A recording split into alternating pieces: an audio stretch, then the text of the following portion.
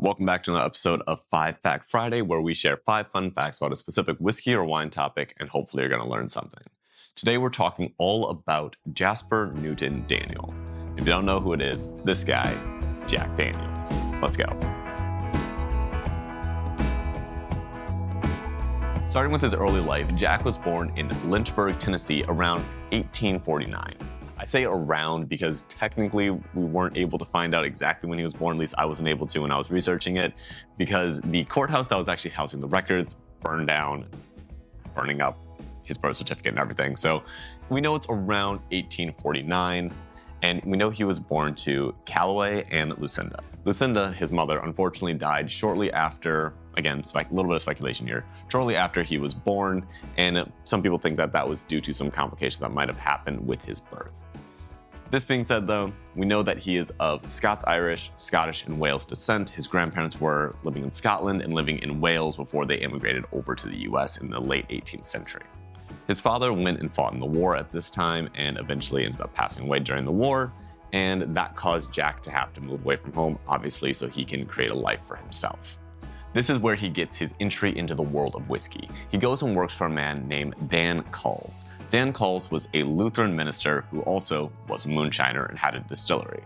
At this point, it wasn't a technically legal distillery. This was actually pretty commonplace for a lot of places in the South because you needed to be able to prop up your church, and distilling, making moonshine, making whiskey was a pretty lucrative business at that time. While working for Dan Culls, this is where he would get all of his knowledge for whiskey making, but he didn't get it from Dan Culls. As a lot of you know, he ended up getting it from a man named Nearest Green, aka Uncle Nearest, who was a slave who was working at that distillery at that time. There was some weird discrepancy that was going on with Jack's father's death and about the inheritance, but once that was all finally settled, he was able to take that inheritance and use it to actually found the distillery with Dan Culls. This leads us to the birth of the distillery. It happened in 1866, but official documents actually say it was in 1875. Not super important about that right now. But we do see that he founded the distillery. Shortly after, Dan Culls actually leaves the distillery because I believe the quote was, let me look at this so I don't get it wrong, he could not work for God on Sunday and distill liquor on Monday, which again is ironic because he's been doing it this whole time, but at this point he apparently couldn't take it anymore, so he decided that, hey, I'm done with this. Now that Jack has full control of the distillery, he takes the newly freed Nearest Green and hires him as his head distiller. This is like the best possible situation. The guy who literally taught you everything you know, you now hire to run your business. It's great. So now that he has this distillery, he takes that and expands it a little bit more, buys up some land around him, which is going to be a big thing for Jack Daniel's distillery later on in life. He also opens up 2 bars in Lynchburg, I keep saying that. Lynchburg, my apologies. He opens 2 bars in Lynchburg, and he names them the White Rabbit and the Red Dog Saloon.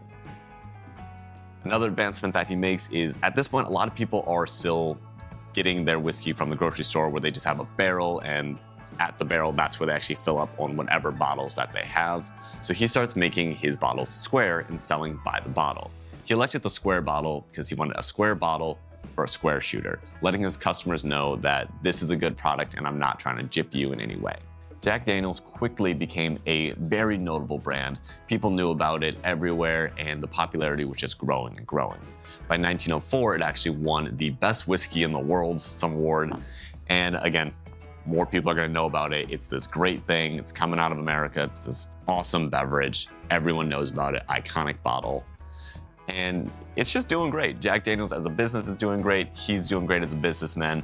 He does end up retiring shortly after that in 1907 and handing it off to his nephew, who was already working for him as his bookkeeper, Mala. He handed it off to him because he didn't have any children, and again, he was already in the business, already knew everything that was going on, so it was just the logical next step. And it's a good thing he did that because a couple years later, in 1911, he ends up passing away from blood poisoning. Now, there were some rumors going around that he died from going in one day and he couldn't open his safe, got frustrated, kicked it, and that's what gave him this blood poisoning. That's not accurate. That incident was proven to be a couple years before he actually died. With his passing, this didn't slow down the brand Jack Daniels whatsoever. They continued to just be a massive powerhouse. Yes, they went down during the World Wars. Yes, they went down during Prohibition, but they were able to quickly come back after that and continue to be the massive powerhouse and be well known all over the world, and for pretty good reason. The company did end up getting bought by Brown-Forman, and this is where a lot of things started getting added to the portfolio. So you have all of your flavored versions of Jack Daniels, you have Gentleman Jack, you have all their single barrels, their ryes. Everything else starts to come into play now. But none of this would have been possible if this little Tennessee kid didn't decide that, hey, I'm gonna go work for this Lutheran reverend and learn from this slave how to make good whiskey. And that's what he did, and that's why we have Jack Daniels today. So I hope you guys enjoyed learning about this random little Tennessee kid, Jasper Newton Daniels. Cheers.